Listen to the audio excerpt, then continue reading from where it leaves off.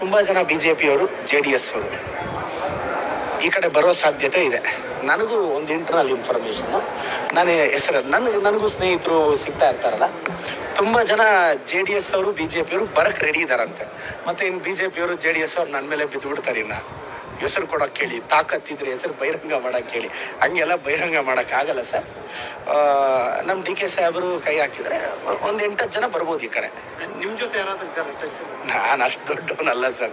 ನನ್ನ ಕ್ಷೇತ್ರ ಆಯಿತು, ನಮ್ಮೂರಿಗೆ ನಮ್ಮ ಶಾಸಕ ಆಯಿತು. ಆತ್ಮೀಯರು ಇದ್ದಾರೆ ಕೆಲವರು, ಎಲ್ಲರೂ ಆತ್ಮೀಯರಿದ್ದಾರೆ. ಅವ್ರಿಗೆ ಏನಾಗಿದೆ, ಕೆಲವರು BJP ಸ್ನೇಹಿತರು ನನಗೆ ಹೇಳೋದು, ಕ್ಲೋಸ್ ಫ್ರೆಂಡ್ಸು.